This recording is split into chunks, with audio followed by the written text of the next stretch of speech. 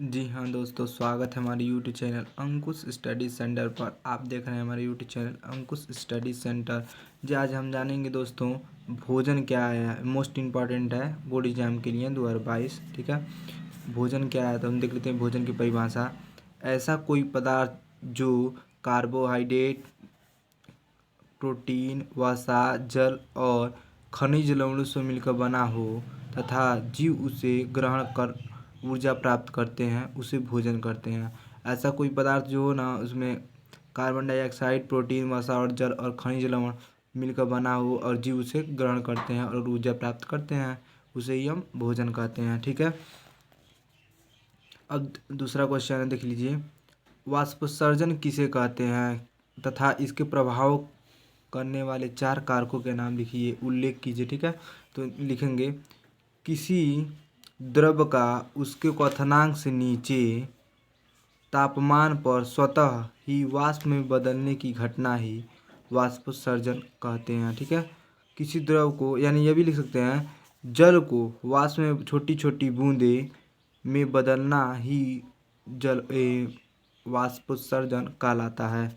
ठीक है, वाष्पोत्सर्जन होता है तो पत्तियों से जल निकल जाता है। ठीक है, वाष्पोत्सर्जन को प्रभावित करने वाले 4 कारक। ठीक है, तो लिखेंगे पहला तापमान। तापक्रम वाष्पोत्सर्जन की दर को प्रत्यक्ष रूप से प्रभावित करता है। उच्च ताप पर दर अधिक होता है और निम्न ताप पर एक दर कम होता है। ठीक है, अब दूसरा लिख देंगे प्रकाश। अधिकांश पादपों में प्रकाश की उपस्थिति में पर्णरंध्र खुले रहते हैं, वह प्रकाश की अनुपस्थिति में बंद हो जाते हैं।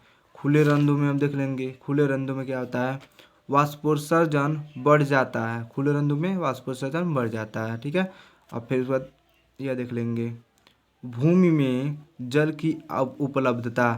भूमि में वाष्पोत्सर्जन दर को पर्याप्त रूप से प्रभावित करती है। भूमि जल वाष्पोत्सर्जन कम कर देता है, जल यानी जल की कमी कर देता है वाष्पोत्सर्जन। ठीक है, अब यह देखेंगे वायु तेज हवा पत्तियों की सतह में नम वाष्पोत्सर्जन दर, यानी वायु तेज हवा और पत्तियों की सतह में नम वाष्पोत्सर्जन दर बढ़ जाती है, यानी नमी बढ़ जाती है। ठीक है, अब देखेंगे यहाँ पे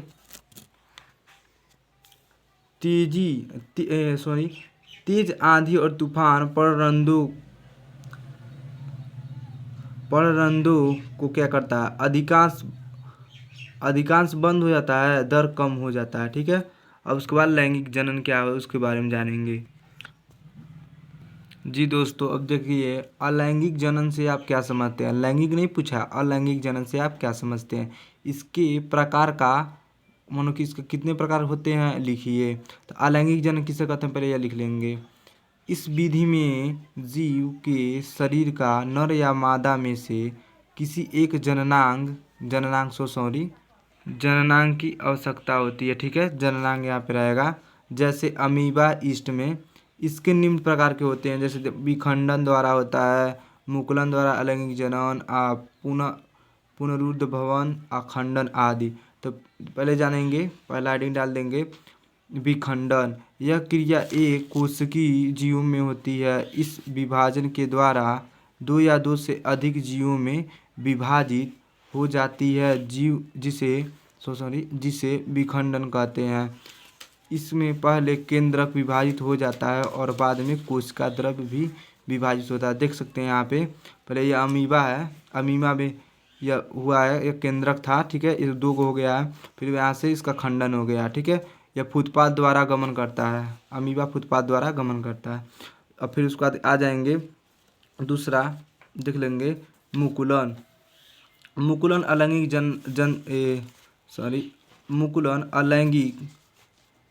जनन की एक विधि है। यहाँ पे जनता लिखिए, जनन रहेगा। ठीक है, जनन या नहीं रहेगा, जनन रहेगा यहाँ पे। जनन की एक विधि है। इस जनन में जीव के शरीर एक बाह्य वृद्धि होती है जिसमें छोटा सा उभर बन जाता है, जिसे मुकुलन या कालिका कहते हैं। कुछ समय पश्चात यह कलिका प्रकृतिक कोशिका से अलग हो जाता है और एक नए जीव को जन्म देता है। यही क्रिया हाइड्रा या ईस्ट में पाई जाती है। क्रिया हाइड्रा और ईस्ट में पाई, जैसे कि यह देख सकते हैं, यह हाइड्रा है, इसमें यहाँ से यहीं से टूट जाता है या उभर जाता है तो यहीं से टूट जाता है, ये गिर जाता है, ये नए नए जीव का अथी हो जाता है, निर्माण हो जाता है, यानी कि यह ईस्ट में होता है। हाइड्रा और ईस्ट में होता है, यह ईस्ट का चित्र है। ठीक है, अब दूसरा देख लेंगे, पुनः ऊर्ध्वभवन के बारे में जान लेंगे। यह क्रिया यूरेनिया में पाई जाती है। जब यूरेनिया के शरीर को कोई भागों में काट लिया जाता है, यानी कई भागों में इसको काट देंगे तो प्रत्येक भाग नए जंतु में परिवर्तित होता है। यह क्रिया को पुनः ऊर्ध्वभवन कहते हैं। जैसे छिपकली के पूंछ में पुनः ऊर्ध्वभवन यूरेनिया का चित्र देख लीजिए, ऐसे रहता है। इसको कई भागों में काट देंगे ना तो ये अलग अलग जीव ये उत्पन्न हो जाएंगे, जितने भाग रहेगा उतना भाग जीव उत्पन्न हो जाएंगे। और फिर उसके बाद अब देख लीजिए बीजाणु जनन। बीजाणु जनन अलैंगिक जनन की एक विधि है। एक मुख्य रूप से कवक राइजोपोस में पाई जाती है। इसमें दीर्घ आवरण वाली एक विशेष प्रकार की रचना होती है जिसे बीजाणु कहते हैं। देखिए यह कुकुरमुत्ता है, इसमें बीजाणु होता है। ठीक है, और यह फंगन कहते हैं। ठीक है, कुकुरमुत्ता का चित्र है। उसके बाद अंतिम हेडिंग जान लेंगे, खंडन। यह बहुकोशिकी जीव में पाई जाती है जिसमें बहुत सी कोशिका होती है, बहुकोशिकी उसको कहते हैं। यह वृद्धि करके दो या दो से अधिक छोटे छोटे खंडों में टूट जाती है और प्रत्येक खंड एक नए पौधे को जन्म देता है। यह क्रिया स्पाइरोगाइरा, राइजोपस इत्यादि में पाई जाती है। उम्मीद करता हूँ दोस्तों आपको वीडियो अच्छी और पसंद होगी। वीडियो अच्छी लगी हो तो दोस्तों में शेयर करना ना भूलें और चैनल पर नए आए हो तो सब्सक्राइब करना ना भूलें दोस्तों। जय हिंद दोस्तों, बाय दोस्तों। इसको स्क्रीनशॉट मार लीजिएगा दोस्तों, देख लीजिए, यहाँ से मार लीजिएगा दोस्तों।